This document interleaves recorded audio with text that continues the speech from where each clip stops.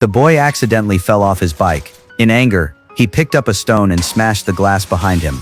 Just as he was about to leave, a naked man walked out. The man grabbed the boy aggressively. With overwhelming strength, he dragged him all the way into the house. Thomas's mind went completely blank. He could not understand why someone was living in this abandoned house. Just as the man was about to beat him, a patrol car noticed something unusual. Seeing this, the man let go of Thomas. But in the next second, he pulled out a detonator from his pocket. Then he casually tossed it out.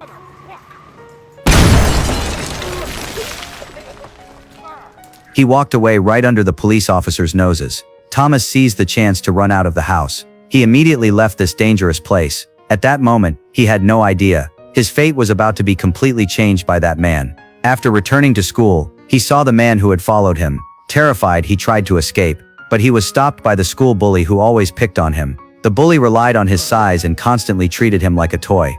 Even though Thomas felt wronged, he never brought his emotions home. Whenever his grandmother asked, he would just smile it off. He made excuses, saying it was just playful fighting, but this did nothing to stop the bullying. One day after school, he was blocked again on his way home. Even though he pedaled as hard as he could not outrun a car. In the end, the bully knocked him down with a car door. Just as he was about to be beaten again, a girl suddenly appeared. Even though she was no match for the bully, she stood firmly in front of Thomas.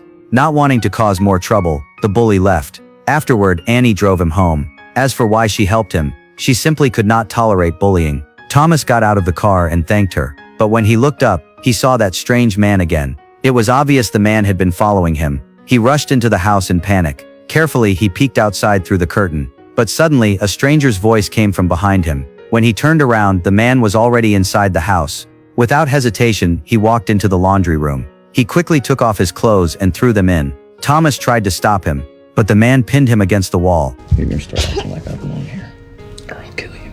I'll kill your family.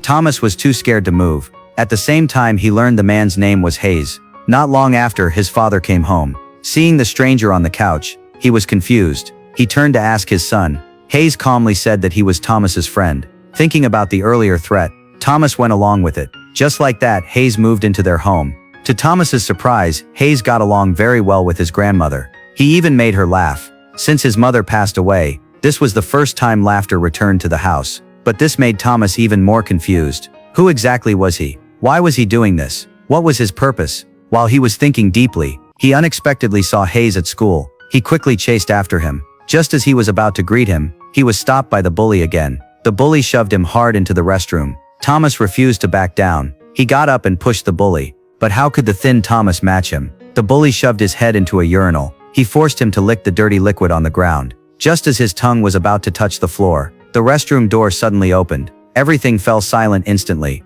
Just when Thomas thought he was saved, Hayes coldly turned and walked away. As expected, Thomas was forced to swallow something filthy. After returning home, he felt extremely frustrated. Why should Hayes eat and live in his house, and yet do nothing when he was in trouble? He angrily yelled at Hayes to get out, but Hayes grabbed him by the throat. Seeing Thomas refuse to give in, Hayes slowly loosened his grip. He told Thomas to wait in the car. He would come after getting dressed. The scene shifted. Hayes had already driven to the bully's house. He took out a can of gasoline from the trunk. The once brave Thomas immediately panicked. He kept saying they should not seek revenge, but Hayes ignored him. He walked to a car and poured gasoline all over it. Then, under Thomas's shocked gaze, he set it on fire.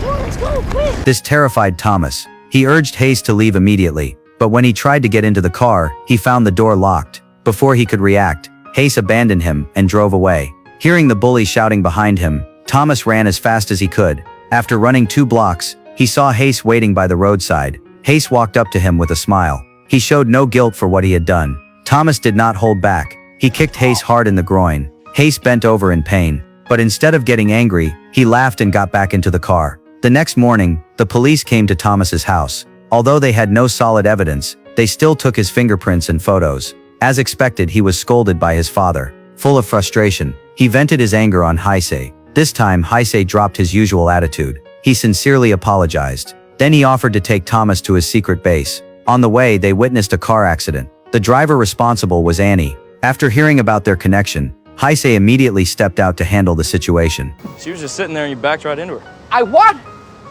I don't know what's wrong with you, man. Why would you back into a car? It's fucking... I don't know what you're talking about.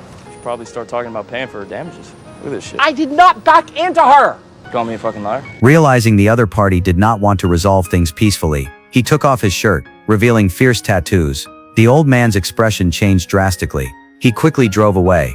Annie looked completely confused. Before she could understand what was happening, Heisei drove up beside her again. He opened the passenger door, then bluntly said, "This boy asked me to help you." Just like that, the three of them headed to Heisei's secret base together. But when he drove into a luxurious mansion and started banging on the door wildly, they both realized something was wrong.